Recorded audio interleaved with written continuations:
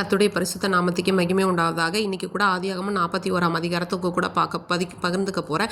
இந்த அதிகாரத்தில் பார்வோனுக்கு ஒரு சொப்பனம் வருது. அந்த சொப்பனத்துடைய அர்த்தம் என்பதை யோசேப்பு விளக்குகிறாரு. யோசேப்பு எப்படி இதனால் எகிப்து தேசத்துக்கு அதிபதியாக்கப்பட்டார் அப்படிங்கிறத பற்றி தான் நம்ம இப்போ பார்க்க போகிறோம். 2 வருஷம் ஆயிடுச்சு. 2 வருஷத்துக்கு அப்புறம் பார்வோனுக்கு ஒரு சொப்பனம் வருது.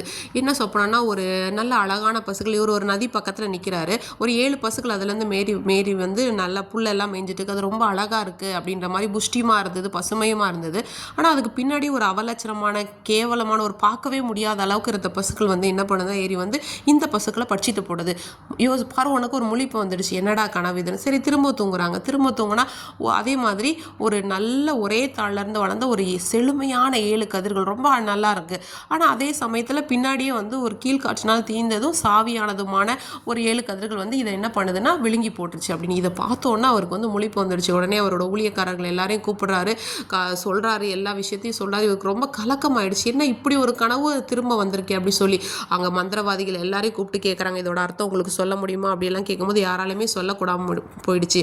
இப்போ தான் அந்த பானபாத்திரக்காரன் இருக்கார் இல்லையா, யோசேப்பு சிறைச்சாலையில் கனவை வெளிப்படுத்துறாருல, அவங்களுக்கு விலக்கி சொன்னாலும் அவர் சொல்கிறாரு, நான் ஒரு தவறு பண்ணிட்டேன். இப்போ தான் நான் பண்ண தப்பு எனக்கு தெரியுது. நான் சிறைச்சாலையில் இருந்தப்போ ஒரு எபிரேய பிள்ளையாண்டான் எனக்கும் சுயம்பாகிகளின் தலைவனுக்கும் விளக்கத்தை சொன்னார். அதே மாதிரி நீங்கள் எங்களுக்கு பண்ணீங்க, நான் மறந்துட்டேன் அப்படின்னு சொன்ன உடனே பார்வோனை அவரை கூப்பிட்டு வர சொல்கிறார். உடனே யோசேப்பை பார்த்து சொல்கிறாங்க, நான் ஒரு சொப்பனம் கண்டேன், நீ நல்லா சொப்பனத்தோட அர்த்தத்தை சொல்லுவேன், நான் உன்னை குறித்து கேள்விப்பட்ட உடனே யோசேப்பு சொல்கிறாரு, நான் இல்லை, தேவன் என்ன பண்ணுவார், மங்களமான உத்தரவு உங்களுக்கு அருளி செய்வார் அப்படின்னு சொல்லிட்டு யோசேப்பு சொன்னதுக்கப்புறம் பார்வோன் அவரோட கனவை தெளிவாக சொல்கிறார். அந்த 7 பசுக்களினால் வந்த கனவையும் அடுத்து அந்த கதிர்களை குறித்ததான கனவையும் சொல்லும் போது இப்போ யோசேப்பு சொல்கிறாரு, சொப்பனம் ஒன்று தான், தேவன் என்ன செய்ய போகிறார் அப்படிங்கிறத உங்களுக்கு சொல்லியிருக்கிறாரு. இந்த 7 நல்ல பசுக்கள், இந்த 7 நல்ல கதிர்களும் பசுமையான செழிப்பான நல்ல விளைச்சலை கொடுக்கக்கூடிய 7 வருஷம். அதற்கு பின்பாக இருக்கிற இந்த அவலட்சமான பசுக்களும் அந்த கீழ்காற்றினால் தீந்த கதிர்களும் பார்த்தீங்கன்னா ரொம்ப கொடுமையான ஒரு பஞ்சம் வரப்போகிற வருஷங்களை குறிக்கிற அதை தான் அந்த 7 குறிக்குது அப்படின்னு சொல்கிறாங்க.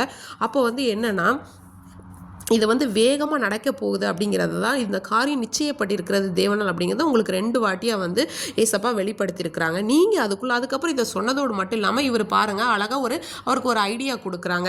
நீங்கள் என்ன பண்ணணும், விவேகம் ஞானம் உள்ள ஒரு மனுஷனை தேடி எகிப்து தேசத்துக்கு நீங்கள் அதிகாரியை ஏற்படுத்தணும். அப்படி நீங்கள் அதிகாரியை ஏற்படுத்தும் போது இந்த 7 வருஷம் வரக்கூடிய விளைச்சலில் 5ல் 1 பங்கு என்ன பண்ணணும்னா வாங்கி நீங்கள் அதை என்ன பண்ணணும், பட்டணத்தில் ஆகாரம் உண்டாயிருக்கும்படி அதை பார்வோனோட அதிகாரத்துக்கு கீழே பத்திரப்படுத்தி வைக்கணும். தேசம் பஞ்சத்தில் அழிஞ்சு போகாதபடிக்கு நம்ம எகிப்து தேசத்தில் பஞ்சம் உள்ள 7 வருஷத்துக்கு நமக்கு அது ஒரு வாய்ப்பாக இருக்கும்போது நம்ம அதை பயன்படுத்திக்கலாம் அப்படின்னு சொன்னபோது பார்வோனுக்கு இது எல்லாமே ரொம்ப நல்லா படுது இவரோட ஐடியா. அப்போ என்ன பண்ணுறாருன்னா, தேவ ஆவியை பெற்ற உன்னை போல இந்த மனுஷன் வேறு யாருமே இங்கே இருக்க மாட்டாங்க, நானே உன்னை என்ன பண்ண போகிறேன், இதுக்கு அதிகாரியை ஏற்படுத்த போகிறேன். தேவனை உனக்கு இதெல்லாம் வெளிப்படுத்தி இருக்கிறதுனால உன்னை போல ஒரு விவேக ஞானம் உள்ளவன் வேறு யாரும் கிடையாது, நீ தான் இனிமே அரண்மனைக்கு அதிகாரி, சிங்காசனத்தில் மட்டும்தான் நான் உன்னோட பேரையனா இருப்பேன்னு சொல்லி உடனே அவரோட கையில் இருக்க முத்திர மோதிரத்தெல்லாம் கலத்தி போட்டு அவனுக்கு ஒரு ட்ரெஸ் எல்லாம் போட்டு பொன் சரப்பணி எல்லாம் போட்டு அவருடைய ரதத்தில் ஏற்றி என்ன பண்ணுறாங்க, அவரை பணியணும் யோசேப்பா அப்படின்னு சொல்லி எகிப்து தேசம் முழுவதுக்குமே அவரை அதிபதி ஆக்கிட்டு சொல்கிறாங்க. இவரோட உத்தரவு இல்லாமல், யோசேப்போட உத்தரவு இல்லாமல் கை காலெல்லாம் நீங்கள் அசைக்கக்கூடாது அப்படிங்கிற அளவுக்கு ஒரு அதிபதி ஆக்குனாரு. அடுத்து பார்வோனுக்கு சாப்நாத் பனேயா அப்படிங்கிற ஒரு பேர் கொடுத்து அவருக்கு போத்திபிரா ஆசாரியன் அவருடைய குமாரத்தியாகி ஆஸ்நாத்தை அவங்களுக்கு திருமணம் செய்து கொடுக்குறாங்க. அடுத்ததாக இந்த நேரத்தில் பார்த்தோம்னா யோசேப்பு 30 வயசாக இருந்தார்.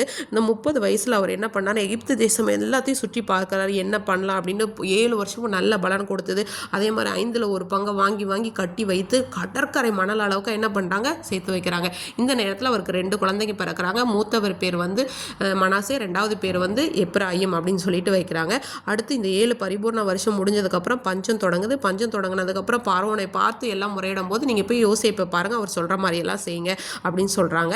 யோசேப்பிடத்துலேருந்து சுற்றுப்புறத்தில் இருக்க எல்லா தேசத்தாரும் நமக்கு தேவையான தானியம் வாங்கலாம் அப்படின்னு சொல்லி வராங்க. இதுலேருந்து நம்ம என்ன தெரிஞ்சுக்கிறோம், தேவன் நமக்கு ஒன்று பண்ணணும்னு நினச்சிட்டாருன்னா, ஒரு பெரிய அதிகாரியோ ஒரு பெரிய பதவியில் இருக்கிறவங்களோ எப்படிப்பட்டவங்க யாராக இருந்தாலும் அவங்களுக்கு ஒரு சொப்பனத்தை கொடுத்து அவங்கள தூங்க விடாமல் பண்ணி நம்மளை அதிகாரியை ஏற்படுத்துறதுக்கு அவங்கள கொண்டே நம்மளை வரவழைச்சி நம்மளுடைய காரியங்களை தேவன் நிறைவேற்ற வல்லவராக இருக்கிறாரு.